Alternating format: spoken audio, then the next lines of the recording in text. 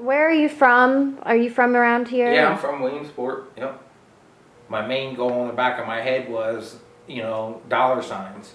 I just heard money, money, money, and with not much to take care of but myself, I knew I'd be able to save a lot, and so that's how I got mixed up with the gas company.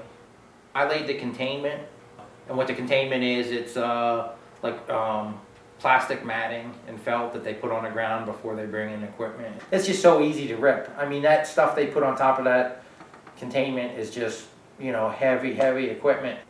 Have you ever seen where the containment has been torn and nothing's been done about it? Oh, like all the time.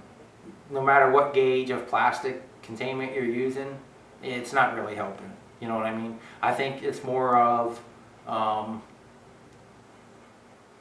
like a peace of mind. Hey, we tried. Have you ever seen animals in it? Just I've seen some birds, frogs and stuff dead on containment, some fish in some ponds and stuff. I see spills every single day. How much? Some of them were a lot, some of them were just 20 gallons. I've seen, like I said, the biggest one I've seen was that spill. I think it was like it was either 5,000 or 8,000 gallons of chemicals. It was outside of Canton and Troy. It was a little town, but basically, I don't know who was responsible, whatever happened. Someone left a valve open and a bunch of chemicals spilled out and ran down the gully into a little stream, and from there it got into some fields and a creek. We had to go out there and try and clean that up, and they give you like it's not even like a hazmat suit. It's just like basically like a suit a beekeeper would wear like that, you know what I mean?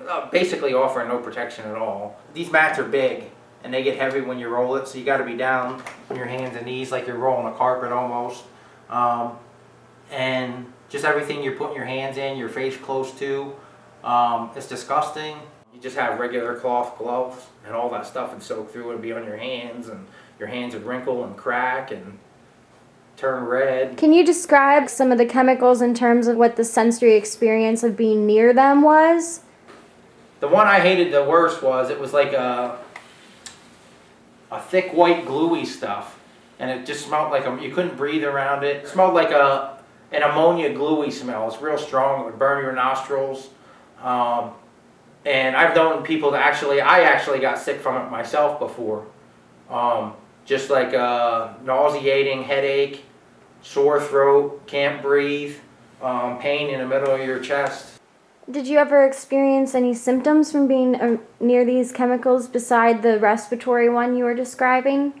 Yeah, you'd constantly have cracked hands, red hands, sore throat, sneezing, all kind of stuff, headaches. My biggest one was like when you get that kind of like nauseating, kind of dizzy headache, and you just feel like, that was my worst one. Did any of your fellow workers ever voice any health complaints? Oh, people were sick all the time. They would be sick all the time.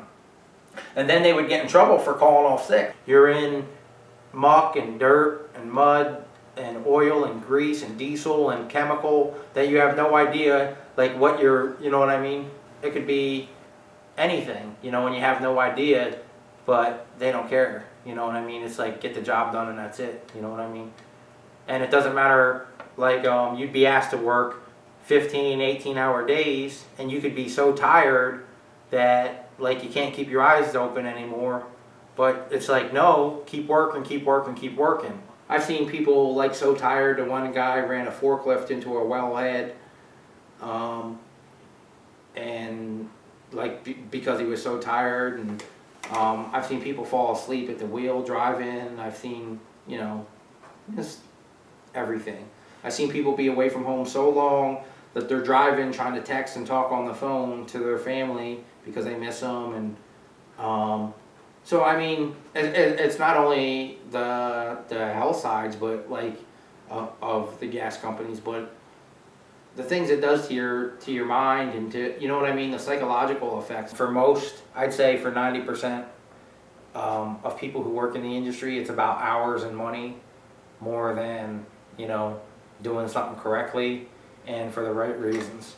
Like after the site is empty and we go back and remove the containment to, you know, dispose of it or whatever they're supposed to do, like there's like chemicals and oil and I mean like stuff that like you wouldn't believe that, you know, just gets left behind and they just throw it on the back of a truck and take it and dump it. I would always ask, you know, when you're disposing of these containment mats, like isn't there's got to be some kind of regulation, some kind of guideline in place. I would like drive the truck to the bottom of the hill and that would be it. Someone else would come pick the truck up and that would be it. So I'd never know, you know, what they were doing, was, you know, what they were ever doing with it.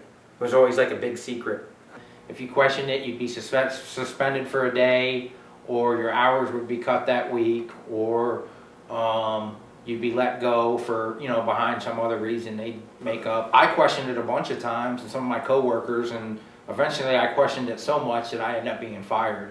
You know, things just built to the point where, you know, it became more about, not so much about a paycheck as like, this shit right here just ain't right. Like, this doesn't make sense, what's going on, you know? And pretty soon my conscience took over, and you don't really have anywhere to turn unless you want to make minimum wage and struggle for everything for the rest of your life.